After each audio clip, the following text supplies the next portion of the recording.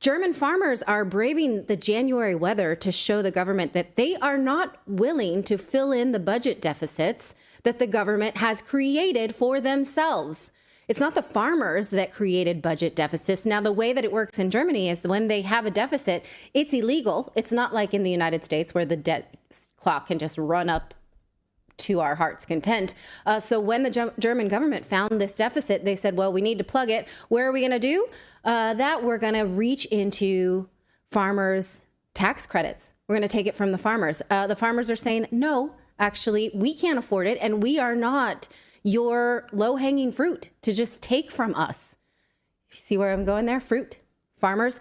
So they announced today a week of action, and Redacted showed up in person to see for ourselves. Clayton is freezing his butt off alongside the farmers to find out what they want and what the government is going to do about it. So see for yourself. I'm Clayton Morris in the middle of Berlin at the Brandenburg Gates, where last night around 5 p.m. there were no farmers here, there were no trucks here, there were no dump trucks. And this morning, hundreds upon hundreds of tractors arriving with one simple message: no farmers, no future for the future of Germany, with skyrocketing taxes and fuel costs that have put them prohibitively out of business. Hello. Hello. What do you think about the rising fuel costs, rising cost of energy here in Germany? Yeah, we have the highest price in energy, especially in electronic energy, especially in Europe. I don't know if worldwide, but it's ridiculous. They shut down all the nuclear plants in Germany last year, because it would be too dangerous. And I wonder if this year we have enough energy to have warm flats and houses, And I'm also preparing for a big blackout, It could happen anytime. So hearing from the farmers, landscapers, that enough is enough, that the prices have gone up, they can't afford their way of life. These government leaders are driving them out of business. Enough is enough. My company, we are landscapers. We're joining today. Want to help, want to show flags, and say enough is enough.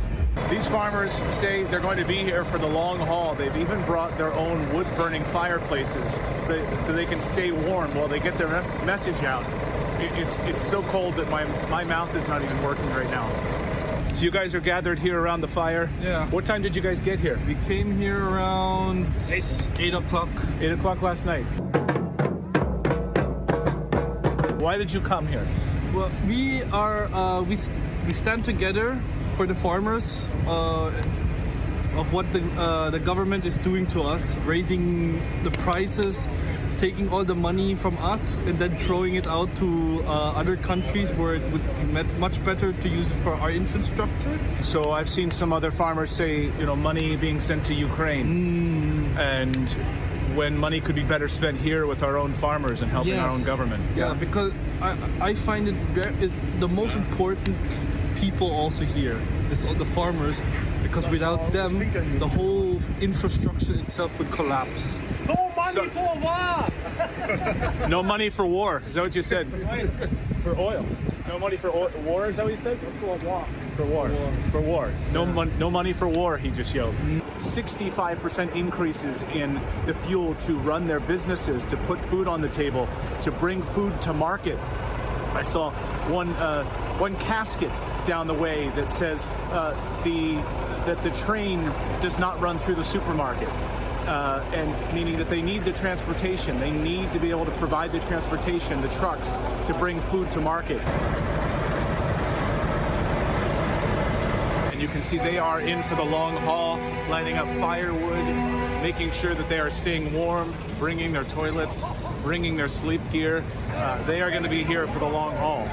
85% higher. Wow. Yeah, it's not okay. We take €1 million here and here and here, and we work. We have no money. No? Okay. So you hope today do you want your government to be overthrown, or do you want the regulations to be removed? We hope the government go away. You want the government to go away? We need a new government. Not my president, not my government. So you don't want this government? No. No? No. Do you want a new government? Yes, because our government at the moment, it's far too left. Interesting to hear from a lot of the protesters. They don't have any farmers in their family. They aren't farmers. They're simply here bringing their cars, bringing their trucks in a show of solidarity with the farmers. Do you have farmers in your family? No. No. No. Why are you here today? For demo? For them? For them? Yeah. A lot of the Western media has tried to portray these protesters as far-right extremists. Behind me here, you can see the Associated Press is doing interviews here. The German media also doing interviews. Of course, in their coverage over the past few days, they've been painting these folks as extremists, far-right extremists, similar to Trump supporters. And of course, the protesters and farmers I've spoken to have said that is ridiculous. We're not far-right. We are realists. We realize that our taxes have gone up. Our prices for fuel have gone up. We can't run our business. We are not far-right extremists. It happens the same thing like always. They say, okay, the protesters are right-wing. Politicians, what they said the last days about the farmers is possible. My English is not that good, but they were very mean to them. They said bad things about the farmers. They treat them like animals. Then they are right-wing. Right, they're right-wing extremists. That's how Right-wing extremists, that's a problem. Hello. Oh, thank you. Oh, thank you so much. See, they're just handing out food. Thank you so much. What is that? That's aquas. Thank you so much. No, these farmers need it more than I do, but thank you so much. Thank you. Thank you. That's the kind of people they are. Just handing out food, making sure that you're warm. Come please stand near our fire. As I walk around and talk to the farmers who tell me we are not far-right extremists. The media here in Germany has been painting these protesters as far-right MAGA extremists, the same way that Justin Trudeau's government in Canada painted the trucker convoy as far-right white supremacists. In fact, the truckers here are telling me they're just realists. They see their prices going up, their inability to provide for their families, provide for their companies, their businesses are going under, their fuel costs are skyrocketing. Does that make them far-right extremists? No. This is their message. We are not far-right extremists, we are realists. From what we can see here, people are just trying to live, trying to survive, trying to have their next meal.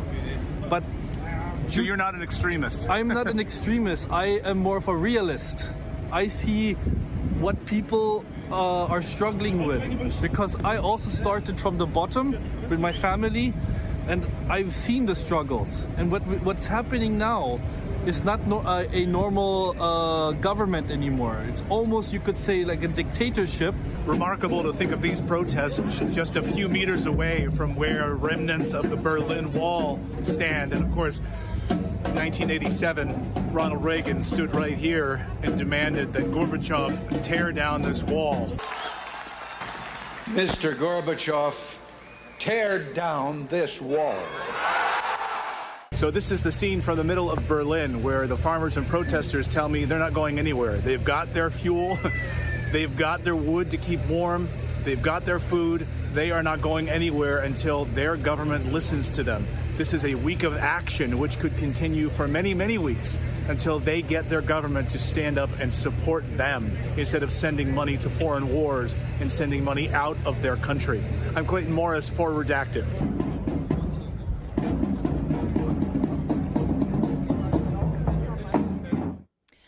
All right. Well, you see it for yourself. It looks freezing there. They have severe frost warnings, and they're still out there. Now, a couple things that Clayton pointed out was that these are peaceful protests. So no matter what the media will tell you about it, they're not blocking the road. They're not blocking the normal flow of people's living. They're trying really hard to make sure that the city can still function while they are still able to be heard, but leaving routes of traffic open. So as the government continues to paint them as extremists or far right, I mean, it's really too bad that they don't have a figure like Trump to pin them to, right? Or some kind of extremist, racist, misogynistic label.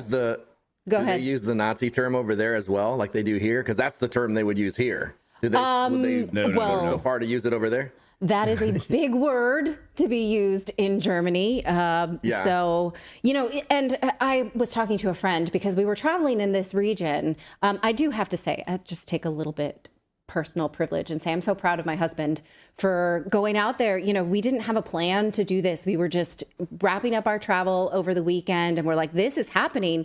It's not far from where we are. We were all 5 of us and our 3 kids were in the airport, and he's like, there's a flight to Berlin. I think I should just get on it. And he just went.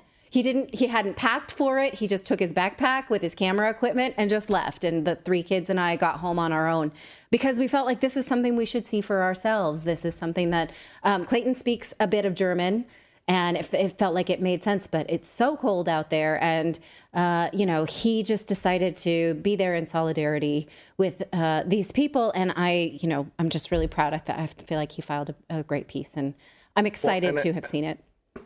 I wish America would take note, because I've been watching the rhetoric that's coming from Biden the past week or so, and his whole strategy to win this next election is to just smear Trump and his supporters and do basically the same thing, is just paint everybody as far right. And that's become a way that they can discredit these people. So like you said, they did it in Canada. Now they're doing it over there. And these people have a real need. I mean, we've been talking about the energy crisis for over a year now, and these people are in the coldest time, like an unusual cold spell right now. Like we were talking about how many people die from cold. Yes. That's scary. Yes, I believe I don't have the statistic in front of me, but it's about 7 times more people die from cold than heat. So it's another thing the media just sort of ignores. And these record cold temperatures, especially in the Nordic regions, are completely, inconvenient truths, but it's happening. People are hurting. And so another thing that a friend in this region had told me, that you don't idle your car in Germany. You really will get, people will walk up to you and be like, you don't idle the car. That's bad for the environment. It's bad for, it's emissions. You just don't do it. And so for them for Germans to be sitting there idling their car, it's a major, she also said that in America, if you drive around and you give someone the middle finger, we can sort of do that with impunity as Americans. You do not do that in Germany. They have very strict rules about what happens in the car.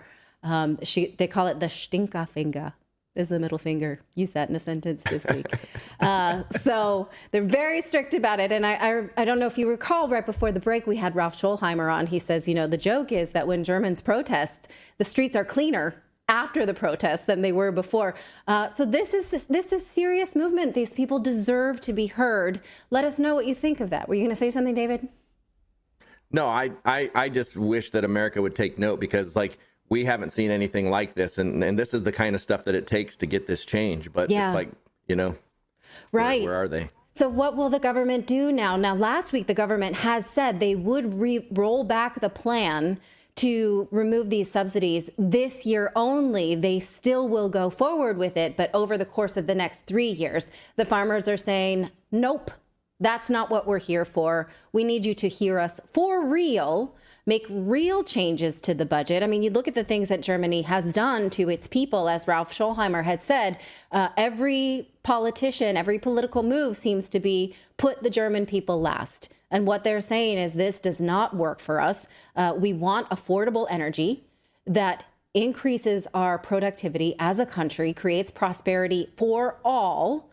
Stop closing down nuclear power plants and opening up coal plants. Give us affordable energy. Find out who sabotaged our pipeline and stop sending money for war. How about that? A simple prosperity plan for all. So way to go, those people who are showing the government what exactly they want from them, and may they have great results. So we will stay on top of this story. I believe Clayton is going to come back tomorrow, though, and he'll bring us more about what he saw. So let us know what you think of that in the chat. Thank you so much for watching this segment here at Redacted. We are live every day at 4 p.m. Eastern Time, trying to share the stories that the mainstream media will not cover. You should also come over and join our community of Redacted Rebels over at redacted.inc. That's our private locals community where we can share exclusive content that we simply cannot share here on YouTube. Come over and join the rebellion together right now by going to redacted.inc. We'll see you next time.